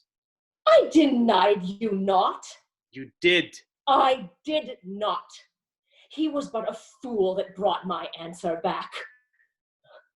Brutus hath rived my heart. A friend should bear his friend's infirmities, but Brutus makes mine greater than they are. I do not till you practice them on me. You love me not. I do not like your faults. A friendly eye could never see such faults. A flatterer's would not, though they do appear as huge as high Olympus. Come, Antony, and young Octavius, come. Revenge yourself alone on Cassius, for Cassius is aweary of the world. Hated by one he loves, braved by his brother, checked like a bondman, all his faults observed, set in a notebook, learned and conned by rote to cast into my teeth. Oh, I could weep my spirits from mine eyes. There is my dagger, and here my naked breast, within a heart dearer than Plutus mine, richer than gold. If that thou be'st a Roman, take it forth. I that denied thee gold will give my heart. Strike as thou did at Caesar, for I know when thou didst hate him worst, thou lovest him better than ever thou lovest Cassius. Sheath your dagger. Be angry when you will, it shall have scope. Do what you will, dishonor shall be humor. Oh, Cassius, you are yoked with a lamb that carries anger as the flint bears fire, who much enforced shows a hasty spark, and straight is cold again. Hath Cassius lived to be but mirth and laughter to his Brutus, when grief and blood ill-tempered vexeth him? When I spoke that, I was ill-tempered too. Do you confess so much? Give me your hand. And my heart, too. Oh, Brutus. What's the matter? Have not you love enough to bear with me when that rash humor which my mother gave me makes me forgetful? Yes, Cassius. And from henceforth, when you are over earnest with your Brutus, you'll think your mother chides and leave you so. Lucius, bowl of wine. Exit Lucius. I did not think you could have been so angry. Oh, Cassius, I am sick of many griefs. Of your philosophy you make no use if you give place to accidental evils. No man bears sorrow better. Portia is dead. Portia! She is dead. How escaped I killing when I crossed you so? Oh, insupportable and touching loss. Upon what sickness? Impatience of my absence, and grief that young Octavius with Marc Antony have made themselves so strong. For with her death that tidings came. With this she fell distract, and her attendants absent, swallowed fire. And died so. Even so.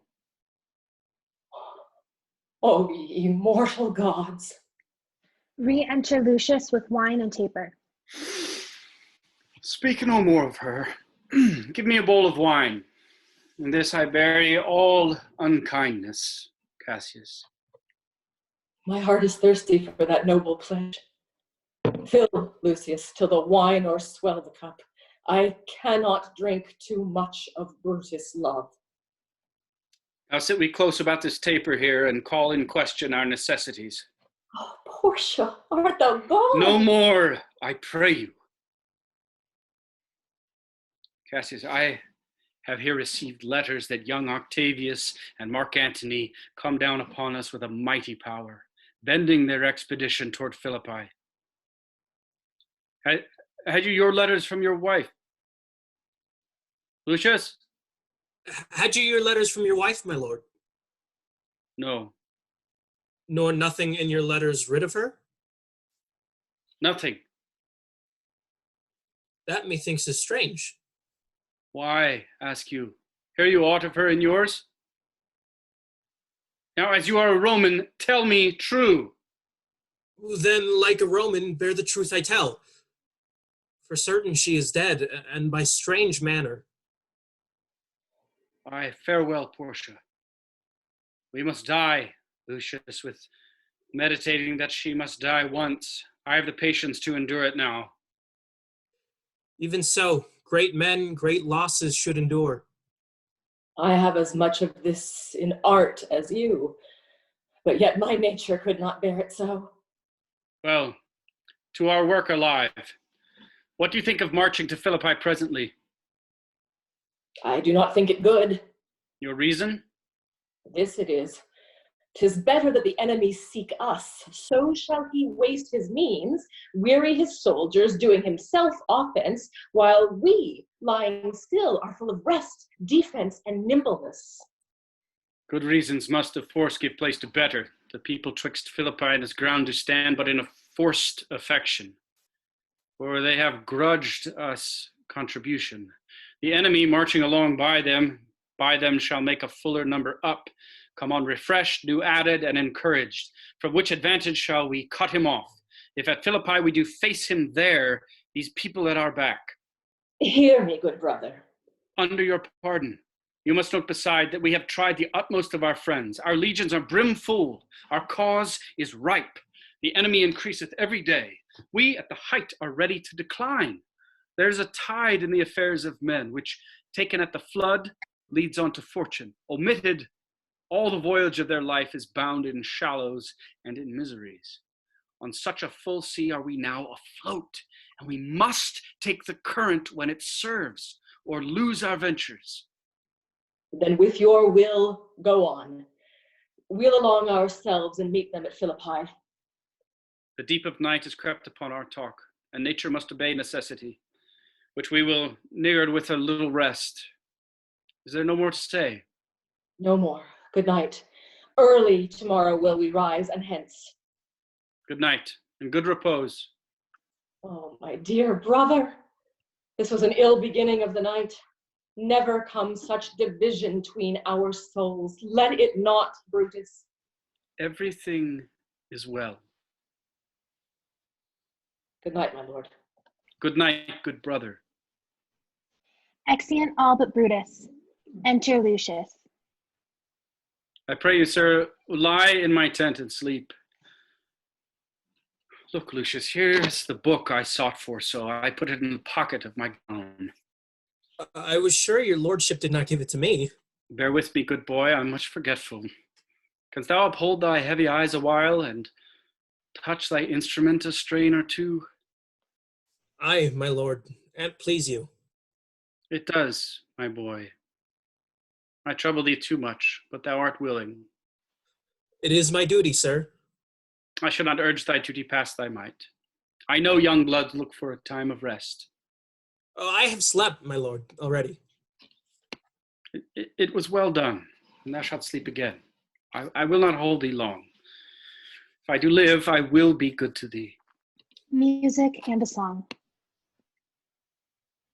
This is a sleepy tune. Murderous slumber. Layest thou thy leaden mace upon my boy that plays thee music? Gentle knave, good night. I will not do thee so much wrong to wake thee. If thou dost not, thou breakst thy instrument. I'll take it from thee. And good boy, good night. Let me see, is not the leaf turned down where I left reading? Here it is, I think. Enter the ghost of Caesar. How ill this taper burns. Ha! Who comes here? I think it is the weakness of mine eyes that shapes this monstrous apparition. It comes upon me. Art thou anything? Art thou some god, some angel, or some devil that makes my blood cold and my hair to stare? Speak to me what thou art. Thy evil spirit, Brutus. Why comest thou? To tell thee thou shalt see me at Philippi. Well, then I shall see thee again. Aye, at Philippi. Exit ghost. Why, I will see thee at Philippi then. Now I have taken heart, thou vanishest. Ill spirit, I would hold no more talk with thee. Boy, Lucius, Varro, Claudius, sirs, awake, Claudius. The strings, my lord, are false. He thinks he's still at his instrument. Lucius, awake. My lord? Didst thou dream, Lucius, that thou cried? So cried thou? My lord, I did not know that I did cry. Yes, that thou didst. Didst thou see anything? Nothing, my lord. Go, and commend me to my brother Cassius. Bid him set on his powers betimes before, and we will follow. It shall be done, my lord. Exeunt. Act 5, Scene 1, the plains of Philippi. Enter Octavius, Antony, and their army. Now, Antony, our hopes are answered. You said the enemy would not come down, but keep the hills and upper regions. It proves not so. Their battles are at hand. They mean to warn us at Philippi here, answering before we do demand of them. Tut, I am in their bosoms, and I know wherefore they do it. They could be content to visit other places and come down with fearful bravery, thinking by this face to fasten in our thoughts that they have courage, but 'tis not so. Enter a messenger.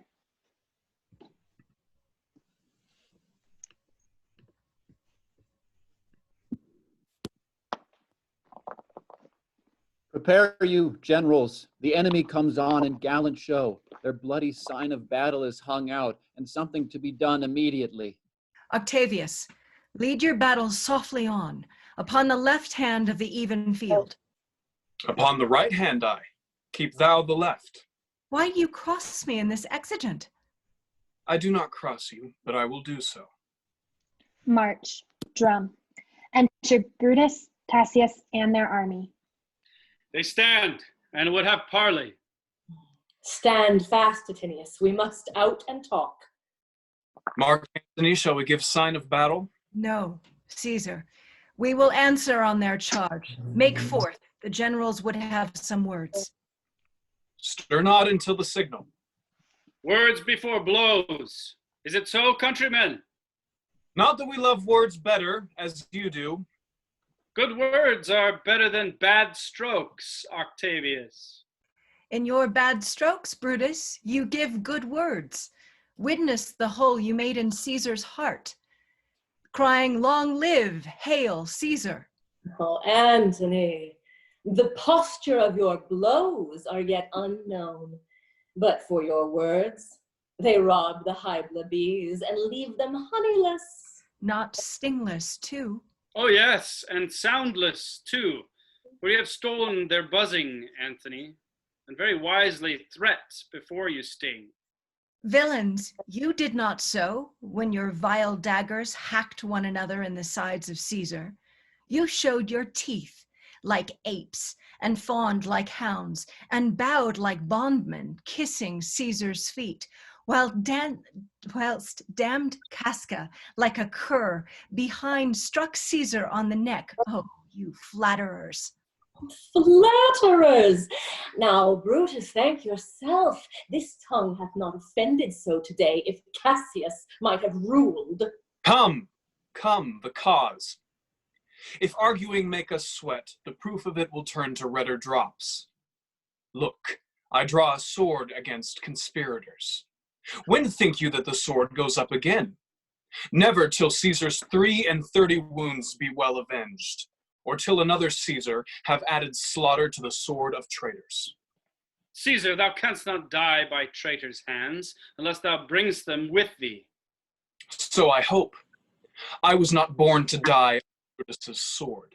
Oh, if thou wert the noblest of thy strain, young man, thou couldst not die more honorable. A peevish schoolboy, worthless of such honor, joined with a masker and a reveler. Old Cassius still. Come, Antony, away. Defiance, traitors, hurl we in your teeth. If you dare fight today, come to the field. If not, when you have stomachs. Exeunt Octavius, Antony, and their army. Why now, blow, wind, swell, bellow, and swim, bark, as the storm is up, and all is on the hazard. Brutus and army stand apart conversing.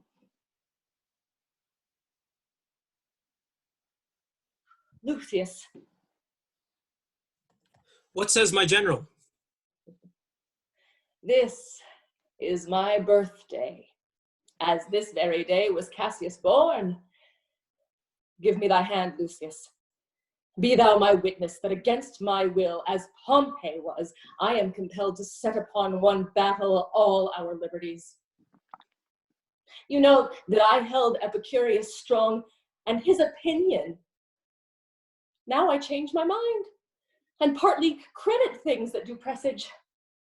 Coming from Sardis, on our former ensign, 2 mighty eagles fell, and there they perched, gorging and feeding from our soldiers' hands, who to Philippi here consorted us. This morning, they are fled away and gone, and in their stead do ravens, crows, and kites fly over our heads and downward look upon us as if we were sickly prey. Their shadows seem a canopy most fatal, under which our army lies ready to give up the ghost. Believe not so. I but believe it partly, for I am fresh of spirit and resolved to meet all perils very constantly. Now, most noble Brutus, the gods today stand friendly that we may, lovers in peace, lead on our days to age. But since the affairs of men rest still uncertain, let's reason with the worst that may befall. If we do lose this battle, then is this the very last time that we shall speak together. What are you then determined to do? Even by the rule of that philosophy by which I did blame Cato for the death which he did give himself. I know not how, but I do find it cowardly and vile for fear of what might fall. So to prevent the time of life, arming myself with patience to stay the providence of some high powers that govern us below. Then, If we lose this battle, you are contented to be led in triumph through the streets of Rome? No, Cassius, no. Think not, thou noble Roman, that ever Brutus will go bound to Rome. He bears too great a mind. But this same day must end that work the Ides of March begun, and whether we shall meet again, I know not. Therefore our everlasting farewell take, forever and forever farewell, Cassius. If we do meet again, why, we shall smile. If not, why then this parting was well made. Forever and forever farewell, Brutus. If we do meet again, we'll smile indeed. If not, 'tis true this parting was well made. Why then, lead on. Oh, that a man might know the end of this day's business ere it come. But it sufficeth that the day will end, and then the end is known. Come ho, away! Exeunt. Scene 3, another part of the field. Enter Cassius and Titinius. Are those my tents where I perceive the fire? Mount thou my horse, and hide thy spurs in him till he have brought thee up to yonder troops, and here again, that I may rest assured whereon yonder troops are friend or enemy. Exit Titinius. This day I breathed first. Time is come round, and where I did begin, there shall I end. My life is run its compass. Oh, coward that I am to live so long, to see my best friend taken before my face. Come hither, Sirrah, and with this good sword that ran through Caesar's bowels, search this bosom. Stand not to answer. Here, take thou the hilts, and when my face is covered as 'tis now, guide thou the sword. Pindarus stabs him.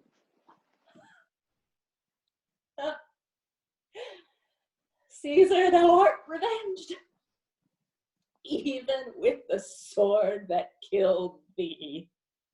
Dies. So I am free, yet would not so have been. Durst I done my will, O Cassius, far from this country Pindarus shall run, where never Roman shall take note of him. Exit. Enter soldiers.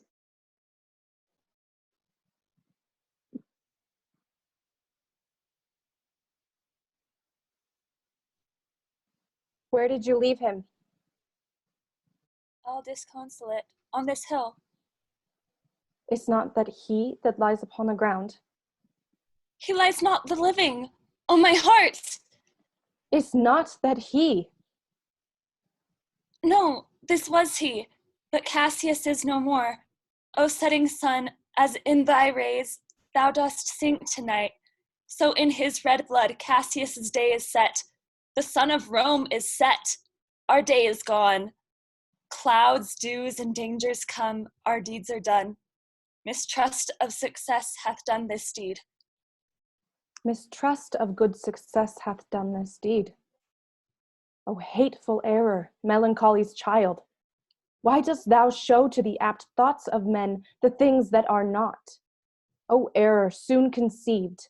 Thou never comest unto a happy birth, but killest the mother that engendered thee. Exit Messala. Why didst thou send me forth, brave Cassius? Did I not meet thy friends, and did not they put on my brows this wreath of victory, and bid me give it thee? Didst thou not hear their shouts? Alas, thou hast misconstrued everything. But hold thee, take this garland on thy brow. Thy Brutus bid me give it thee, and I will do his bidding. Brutus, come apace, and see how I regarded Caius Cassius. By your leave, gods, this is a Roman's part. Come Cassius's sword, and find Titinius's heart. Kills himself. Alarum. Re-enter Messala with Brutus and soldiers.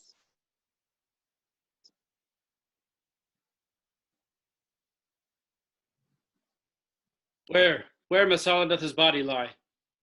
Lo, yonder, and Titinius mourning it. Titinius's face is upward. Oh, Julius Caesar, thou art mighty yet. Thy spirit walks abroad and turns our swords into our own proper entrails. Low alarms.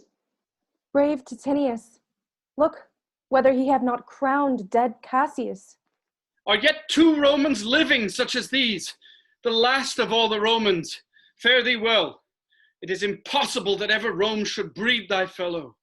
Friends, I owe more tears to this dead man than you shall see me pay. I shall find time, Cassius, I shall find time. His funeral shall not be in our camp. 'Tis 3 o'clock, and Romans, yet ere night we shall try fortune in a second fight. Exeunt. Scene 4, another part of the field. Alarum. Enter fighting, soldiers of both armies. Yet countrymen, oh, yet hold up your heads. Tell Antony, Brutus is ta'en. I'll tell the news.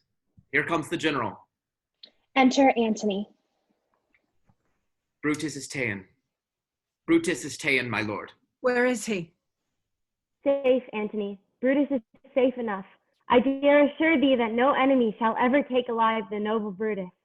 The gods defend him from so great a shame. When you do find him, or alive or dead, he will be found like Brutus, like himself. This is not Brutus, friend, but I assure you a prize no less in worth. Keep this man safe. Give him all kindness. I had rather have such men my friends than enemies. Go on, and see whether Brutus be alive or dead, and bring us word unto Octavius's tent how everything is chanced. Exeunt. Scene 5, another part of the field. Enter Brutus and soldiers. Come, poor remains of friends, rest on this rock. Countrymen, my heart doth joy that yet in all my life I found no man but he was true to me. I shall have glory by this losing day more than Octavius and Marc Antony by this vile conquest shall attain unto. So fare you well at once, for Brutus' tongue hath almost ended his life's history. Night hangs upon mine eyes. My bones would rest, that have but labored to attain this hour. Alarum. Cry within. Fly, fly, fly. Fly, my lord, fly. Hence, I will follow. Exeunt except Brutus and Lucius. I prithee, Lucius, stay thou by thy lord. Thou art a fellow of good respect. Thy life hath had some smatch of honor in it. Hold then my sword, and turn away thy face, while I do run upon it. Wilto, straight-ho. Give me your hand first. Fare you well, my lord. Farewell, good Lucius. Runs on his sword. Caesar, now be still. I killed thee not with half so good a will. Dies. Alarum. Retreat. Enter Octavius, Antony, and armies. What man is that? This was the noblest Roman of them all. All the conspirators save only he did that they did in envy of great Caesar. He only, in a general honest thought and common good to all, made one of them. His life was gentle, and the elements so mixed in him that nature might stand up and say to all the world, this was a man. According to his virtue, let us use him with all respect and rites of burial. Within my tent his bones tonight shall lie, most like a soldier, ordered honorably. So call the field to rest, and let's away, to part the glories of this happy day. Exeunt.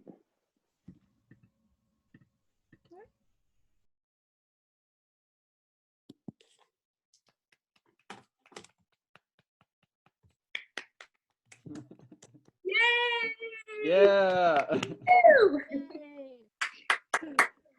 Well, thank you everybody who did the reading today, and thank you to all who watched live. A huge thank you to Sarah Shippobotham for stepping in like seconds before.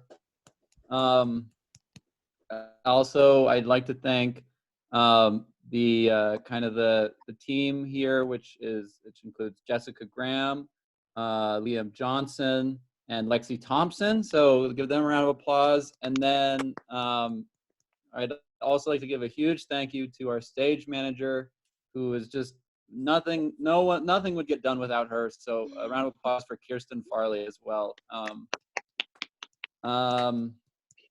Let's see, I'd like to also thank the spot, Natalie Battistone for providing this cutting. And I'd also like to thank, what's his name? The guy who's, Rob Miles, who started the thing called The Show Must Go Online, which is what this is based off of. So thanks for that inspiration. Everybody, have a great day, and thanks again. Thank you. Thank you, Connor.